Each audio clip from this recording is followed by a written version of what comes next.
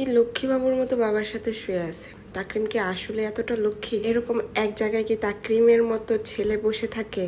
Impossible. ভাবে যে সে কেন শুয়ে আছে সেটা আমি আর তাকরিমই জানি। যাই হোক, আসসালামু আলাইকুম এভরিওয়ান, ওয়েলকাম জানাচ্ছি ব্র্যান্ড নিউ একটি ভিডিওতে। আমি যখন আমার গ্যালারি চেক করছিলাম তখন দেখলাম এই যে একটা ভিডিও, এটা তো আমি করি নাই। তারপর আমি ভেবে দেখলাম যে তাকরিম আমার ফোনটা ধরছিল আর ব্যাক ক্যামেরা দিয়ে সেই ভিডিওটা করে নিয়েছে। সকাল সকাল সে বারান্দায় বসে একদম মনের সুখে গান গাইছে। আমাদের বাসার নিচতলায় না একজন দাদুর মতো বয়সী থাকে, ওনার সাথে তাকরিম এই 3 তলা থেকে নিচতলায় কথা বলে, উনিও কথা বলে। তো তাদের মধ্যে একটা গুড কনভারসেশন হয় প্রত্যেক দিনই। যদিও তাকরিম একদমই চিনে না, প্রত্যেক দিন দেখতে দেখতে তার সাথে তার একটা ভাব হয়ে গেছে। মাশাআল্লাহ, আলহামদুলিল্লাহ, এই ছোট তাকরিম একবারে দেখতে দেখতে চোখের সামনে বড় হয়ে যাচ্ছে, হাঁটা শিখে গেছে।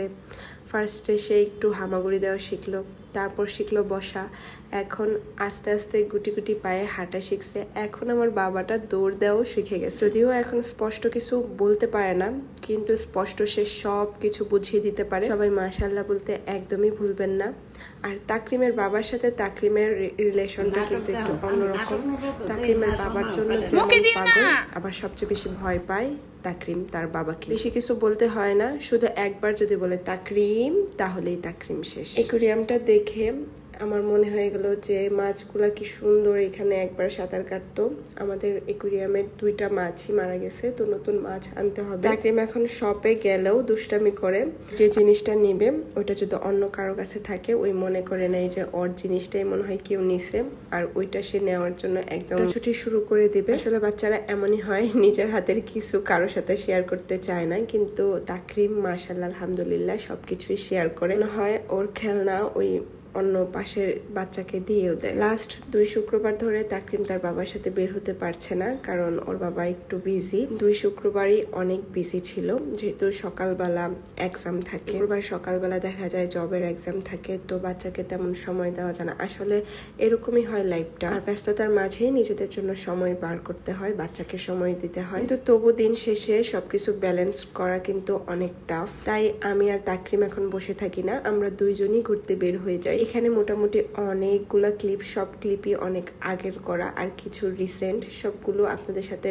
কোনো সময় শেয়ার করা হয়নি, তো আজকে ভাবলাম ছোট ছোট ক্লিপগুলো আপনাদের সাথে শেয়ার করি। এই ক্লিপটা তখনও তাকরিমের 1 বছর হয় নাই, ওই কি নিয়ে যেন আমার সাথে একটু অভিমান করছে, তো ওইটা দেওয়ার পর তার অভিমানটা ভাঙছে। আর এই ভিডিওটা তাকরিমকে নিয়ে আমরা বেড়াতে যাচ্ছিলাম, তো কি খুশি। এটা ছিল তাকরিমের ফার্স্ট জুতা কেনার গল্প। তো আমরা তো অনেক পাতলা জুতা খুঁজছিলাম, যেহেতু ছোট মানুষ, ভারী জুতা ওর জন্য একটু আনইজি ফিল হতে পারে। তো অনেক দোকানে খোঁজার পর আমরা এই দোকানটায় তাকরিমের জন্য পারফেক্ট সাইজের আর পাতলা জুতা পাইছিলাম।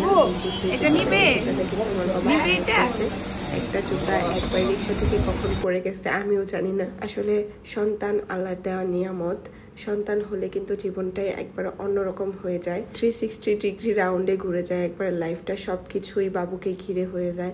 এখন তো আমার আর রিপনের সবকিছুই তাকরিম কেন্দ্রিক। একটা করলে আমরা চিন্তা করি এটা বাবু পছন্দ করবে কিনা, এটা বাবুর জন্য ভালো হবে কিনা, আরো কত কিছু।